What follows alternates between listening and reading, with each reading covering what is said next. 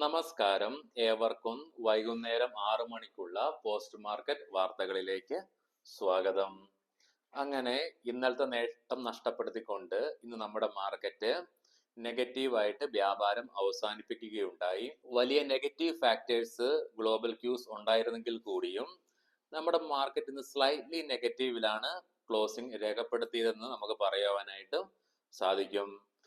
ഇന്ന് നമ്മുടെ മാർക്കറ്റ് ഇടിയുവാൻ ചെറിയ തോതിലാണെങ്കിൽ പോലും ഇടിയുവാൻ പ്രധാനപ്പെട്ട കാരണങ്ങൾ നിക്ഷേപകര് കുറച്ചും കൂടെ കോൺഷ്യസ് ആയി. കാരണം ഇസ്രായേൽ പ്രശ്നങ്ങൾ രൂക്ഷമായി വരുന്നതിനെ തുടർന്നും അതിന് ഫലമായിട്ട് ബ്രെന്റ് ക്രൂഡ് ഓയിലിന്റെ ഒക്കെ വിലയിലുണ്ടായ വർധനവും ഗോൾഡിന്റെ വിലയിലുണ്ടായ വർധനവും ഇതെല്ലാം നിക്ഷേപകരെ ഒന്ന് പുറകോട്ട് വലിക്കുവാൻ കാരണമാക്കി. എങ്കിൽ കൂടിയും ഒരു പരിധി വരെ തകർച്ചയിൽ നിന്നും മാർക്കറ്റിന് പിടിച്ചു നിൽക്കുവാൻ സാധിച്ചിട്ടുണ്ടെന്ന് തന്നെ നമുക്ക് പറയാം. ഇന്ന് ഇന്ത്യ വിക്സ് 3% അടുത്ത് ഫോൾ ആണ് രേഖപ്പെടുത്തുകയുണ്ടായത്. നിഫ്റ്റി ഇന്ന് അതിന്റെ ഡേ ഹൈയിലാണ് ഓപ്പൺ ആയത്. പക്ഷെ 24,800 ജസ്റ്റ് മുകളിലായിട്ട് സപ്പോർട്ട് എടുക്കുകയുണ്ടായി. പ്രീ മാർക്കറ്റിൽ നമ്മൾ പറഞ്ഞതുപോലെ തന്നെ 24,800 നിഫ്റ്റി സപ്പോർട്ട് എടുത്തത് കൊണ്ട് തന്നെ 24,800-നും 24,900-നും ഇടയിലുള്ള ഒരു ട്രേഡിംഗ് ആയിരുന്നു നമുക്ക് ഇന്ന് നിഫ്റ്റിയിൽ കാണുവാനായിട്ട് സാധിച്ചത്. ഇന്ന് Adani enterprises, doctor Reddy's lab, sun pharma, eternal, ONGC തുടങ്ങിയ സ്റ്റോക്കുകൾ ഇന്ന് നഷ്ടം നേരിട്ടപ്പോൾ tech Mahindra, Infosys, Asian paints, TCS, Maruti Suzuki തുടങ്ങിയ സ്റ്റോക്കുകൾ ഇന്ന് നേട്ടം കൈവരിക്കുകയുണ്ടായി. നിഫ്റ്റിയിൽ ഇന്ന് IT ഒഴികെ മറ്റെല്ലാ സെക്ടോറിയൽ ഇൻഡസ്ട്രീസും ഇന്ന് നഷ്ടത്തോടു കൂടിയാണ് വ്യാപാരം അവസാനിപ്പിക്കുകയുണ്ടായത്. ഫാർമയും മെറ്റലും ഓയിൽ ആൻഡ് ഗ്യാസും ഓട്ടോയും റിയാലിറ്റിയും PSU ബാങ്കും ഒക്കെ ഇന്ന് നഷ്ടത്തോടു കൂടിയാണ് വ്യാപാരം അവസാനിപ്പിച്ചത്. ഏകദേശം 0.5% മുതൽ 2% ഫോളാണ് ഈ ഇൻഡസ്ട്രീസിലൊക്കെ കാണുവാൻ സാധിച്ചത്. മിഡ് ക്യാപ്പും സ്മോൾ ക്യാപ്പും ഇന്ന് ഏകദേശം 0.5% ഇടിവ് രേഖപ്പെടുത്തുക ഉണ്ടായി. ഗ്ലോബൽ മാർക്കറ്റ്സിലേക്ക് നോക്കുമ്പോൾ നിലവിൽ ഡോ ജോൺസ് ഫ്യൂച്ചർ 227 പോയിന്റുകൾക്ക് മുകളിൽ നഷ്ടം നേരിട്ടുകൊണ്ടാണ് നിലവിൽ വ്യാപാരം തുടർന്നുകൊണ്ടിരിക്കുന്നത്. യൂറോപ്യൻ മാർക്കറ്റ്സിൽ CSEയും ഡാക്സും FTSE ഒക്കെ 1% നഷ്ടത്തിലാണ് വ്യാപാരം തുടർന്നുകൊണ്ടിരിക്കുന്നത്. പക്ഷെ ഏഷ്യൻ മാർക്കറ്റ്സിലേക്ക് വന്നു കഴിയുമ്പോൾ ഒരു മിക്സ്ഡ് സെന്റിമെന്റ്സ് ആണ് കാണുവാനായിട്ട് സാധിക്കുന്നത്. കൊമോഡിറ്റിയിലേക്ക് വന്നു കഴിയുമ്പോൾ ബ്രെന്റ് ക്രൂഡിലും ക്രൂഡ് ഓയിലിന്റെയും ഗോൾഡിന്റെ ഒക്കെ പ്രൈസിൽ വർധനവ് കാണുവാനായിട്ട് നിലവിൽ സാധിക്കുന്നുണ്ട്. ഇന്ന് ഗ്ലോബൽ ഇവന്റ്സ് ആയിട്ട് യൂറോപ്യൻ സെൻട്രൽ ബാങ്കിന്റെ മീറ്റിംഗ് ഉണ്ടായിരുന്നു. അതിന്റെ ഫലമായിട്ട് European central bank vice president mister Luis de Guindos പ്രഖ്യാപിക്കുകയുണ്ടായി. താരിഫ് നയങ്ങളുടെ പ്രഷർ നിലനിൽക്കുന്നെങ്കിൽ കൂടിയും ഇൻഫ്ലേഷനുള്ള സാധ്യത കുറഞ്ഞു എന്നുള്ള ഒരു സ്റ്റേറ്റ്മെന്റ് ആണ് അദ്ദേഹത്തിന്റെ ഭാഗത്തു നിന്ന് വരികയുണ്ടായി. ഇന്നലെ G7 ഉച്ചകോടിയിൽ വെച്ചിട്ട് UK പ്രൈം മിനിസ്റ്റർ കീം സ്റ്റാമറും US പ്രസിഡന്റ് ഡൊണാൾഡ് ട്രംപും തമ്മിലുള്ള ട്രേഡ് താരിഫിനെ കുറിച്ചുള്ള ഡീലുകൾ സൈൻ ചെയ്തതായിട്ടുള്ള വാർത്തകൾ വരുന്നുണ്ട്.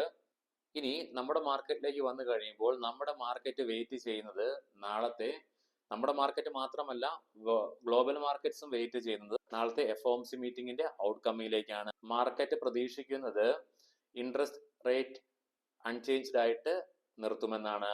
പക്ഷേ ട്രംപ് ഇൻട്രസ്റ്റ് റേറ്റ് കട്ട് ചെയ്യുവാൻ വേണ്ടി FOMCനെ പ്രഷർ ചെയ്യുന്നും ഉണ്ട്. അതുകൊണ്ട് തന്നെ നാളെ നമുക്ക് കണ്ടറിയണം സർപ്രൈസ് ആയിട്ട് ഇനി എന്തെങ്കിലും കട്ട് ഉണ്ടാകുമോ ഇല്ലയോ എന്നുള്ള കാര്യം. കട്ട് ഉണ്ടാവുകയാണെങ്കിൽ അതൊരു സർപ്രൈസ് ഫാക്ടർ തന്നെ ആയിരിക്കും. നിലവില് ഗ്ലോബൽ മാർക്കറ്റിലുള്ള ഏറ്റവും വലിയ ടെൻഷൻ ഇസ്രായേലും ഇറാനും തമ്മിലുള്ള പ്രശ്നങ്ങൾ തന്നെയാണ്. ഇപ്പോൾ ഇന്നൊരു പുതിയ ഡെവലപ്മെന്റ്സ് വന്നിട്ടുണ്ട്. ഇത്രയും നാളും മാർക്കറ്റിന്റെ ഒരു പ്രതീക്ഷ ഹോർമോൺസ് കടലിടുക്ക് ഇറാന്റെ തീരത്തോട് ചേർന്നാണ് കിടക്കുന്നത്. അതുകൊണ്ട് തന്നെ അവിടെ ഒരു നിയന്ത്രണം ഇറാൻ ഏർപ്പെടുത്തുമെന്ന് ഒരു പ്രതീക്ഷ മാർക്കറ്റ് വെച്ച് പുലർത്തുന്നില്ല. അത് ആ സിറ്റീസ് നടക്കുമെന്നാണ് മാർക്കറ്റ് പ്രതീക്ഷിക്കുന്നത്. എന്നിരുന്നാലും ഇന്ന് RCG വക്താവിന്റെ ഭാഗത്തു നിന്നും മിസ്റ്റർ സദാരി ഇസ്മായിൽ കൊസാരി ഇന്ന് പ്രഖ്യാപിക്കുകയുണ്ടായി, വേണ്ടി വന്നാല് ഹോർമോസ് കടൽ ഇടുക്കിന്റെ നിയന്ത്രണം ഇറാൻ ഏറ്റെടുക്കുമെന്ന്. അത് മാർക്കറ്റിനെ ചെറിയൊരു രീതിയിൽ പാനിക് ആക്കിയിട്ടുണ്ട്. ഇങ്ങനെ സംഭവിക്കുമെന്നല്ല, പക്ഷേ ഇങ്ങനെ സംഭവിക്കാൻ ചാൻസ് ഉണ്ട്. കാരണം 2023 ഡമാസ്കസില് ഇസ്രായേൽ ഇറാൻ എംബസിക്ക് ബോംബ് വെച്ചപ്പോൾ ഇസ്രായേലിന്റെ ഒരു കപ്പൽ ഇറാൻ പിടിച്ചെടുക്കുകയുണ്ടായി. പിന്നെ ലോകത്തിലെ പല ഏജൻസികളും ഇടപെട്ടുകൊണ്ട് അത് പ്രശ്നങ്ങൾ ഗമ്യതയിലേക്ക് വന്നതിന് ശേഷമാണ് കപ്പൽ വിട്ടു നൽകിയത്. അതിനുള്ള സാധ്യതകൾ നമുക്ക് പൂർണ്ണമായിട്ടും തള്ളിക്കളയാനും ആകില്ല. ഇനി ഹോർമോസ് കടലിടുക്ക് ഇറാൻ ഇനി അടച്ചു പൂട്ടുകയോ അതിലെ ഉപരോധം ഏർപ്പെടുത്തുകയോ ചെയ്യുമെന്ന് കരുതട്ടെ. നമ്മൾ ഈ പൊളിറ്റിക്സ് സംസാരിക്കുന്നതല്ല, ആരുടെ പക്ഷം പിടിച്ചും സംസാരിക്കുന്നതല്ല. അങ്ങനെ ഒരു സാഹചര്യം വന്നു കഴിഞ്ഞാൽ നമ്മളുടെ വേൾഡ് മാർക്കറ്റിനും നമ്മുടെ മാർക്കറ്റിനൊക്കെ എന്താ സംഭവിക്കുന്നത് നമുക്കൊന്ന് അറിഞ്ഞിരിക്കണമല്ലോ. അങ്ങനെ സംഭവിക്കുവാണെങ്കിൽ എന്ത് സംഭവിക്കും? 10 വർഷത്തിനുള്ളിൽ ലോകത്ത് നടന്നിട്ടുള്ള അല്ലെങ്കിൽ മാർക്കറ്റിനെ ബാധിച്ചിട്ടുള്ള ഏറ്റവും മോശം സംഭവങ്ങൾ ഒന്നിച്ചു വന്നാലുള്ള എഫക്റ്റിനേക്കാളും കൂടുതലായിട്ടായിരിക്കാം മാർക്കറ്റിനെ അത് സ്വാധീനിക്കാൻ വേണ്ടി പോകുന്നത്. കാരണം നമുക്ക് നോക്കുവാണെങ്കിൽ 10 വർഷത്തിനിടയ്ക്ക് നമ്മുടെ മാർക്കറ്റിനെ ഏറ്റവും പിടിച്ച് ഗ്ലോബൽ മാർക്കറ്റ്സിനെ നമ്മുടെ മാർക്കറ്റ്സിനെ കുലുക്കിയ പ്രശ്നങ്ങൾ എന്തൊക്കെയാണ്? COVID-19 വന്നിട്ടുണ്ട്, അതിനെ തുടർന്ന് ഉക്രൈൻ റഷ്യ വാറ്, അതിനോട് അനുബന്ധിച്ച് തന്നെ ഇസ്രായേൽ ഗാസ പ്രശ്നം, അതോടുകൂടി തുടങ്ങിയ മിഡിൽ ഈസ്റ്റ് ടെൻഷൻസ് എന്നിങ്ങനെ 3 കാരണങ്ങൾ. 4മതായി നമുക്ക് റീസെന്റ് ആയി കണ്ടത് എന്താണ്?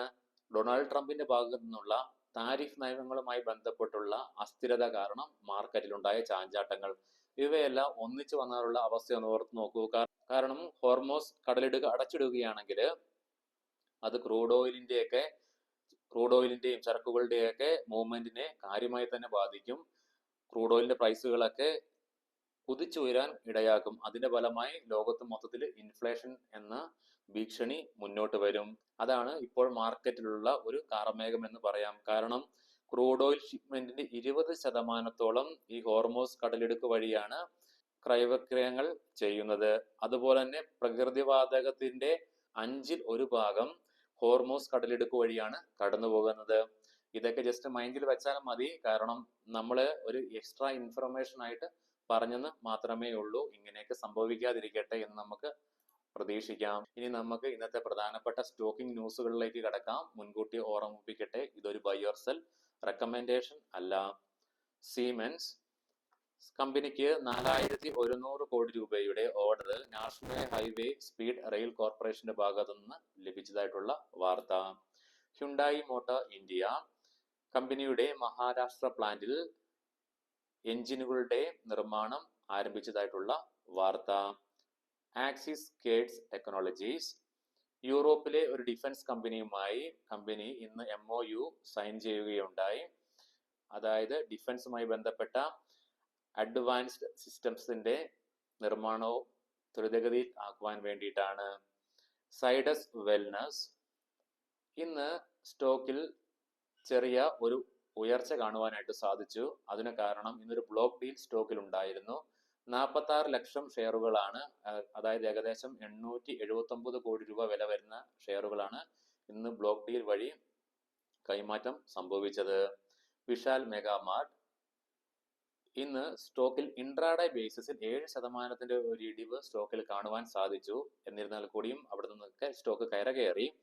ഇന്നൊരു ബ്ലോക്ക് ഡീൽ ഉണ്ടായിരുന്നു 10,488 കോടി രൂപയുടെ. നമ്മുടെ ഈ വാർത്ത പ്രൈ മാർക്കറ്റിൽ മെൻഷൻ ചെയ്യുകയുണ്ടായി. ഹിന്ദുസ്ഥാൻ സിങ്ക് രാജസ്ഥാനില് 12,000 കോടി രൂപ മുടക്കി ഇന്റഗ്രേറ്റഡ് സിങ്ക് മെറ്റൽ കോംപ്ലക്സ് നിർമ്മിക്കുന്നതായിട്ടുള്ള വാർത്തകൾ വരുന്നുണ്ട്. NBCC കമ്പനിക്ക് 172.46 കോടി രൂപയുടെ ഒരു പുതിയ ഓർഡർ യൂക്കോ ബാങ്കിന്റെ ഭാഗത്തു നിന്ന് ലഭിക്കുകയുണ്ടായി. വീഡിയോ ഇഷ്ടമായെങ്കിൽ ചാനൽ സബ്സ്ക്രൈബ് ചെയ്യുവാനും വീഡിയോ ലൈക്ക് ചെയ്യുവാനും ഈ ചാനൽ നിങ്ങളുടെ ട്രേഡിംഗ് സുഹൃത്തുക്കൾക്ക് ഷെയർ ചെയ്യണമെന്നും അഭ്യർത്ഥിക്കുന്നു. വീഡിയോ കണ്ട എല്ലാവർക്കും നന്ദി, നമസ്കാരം.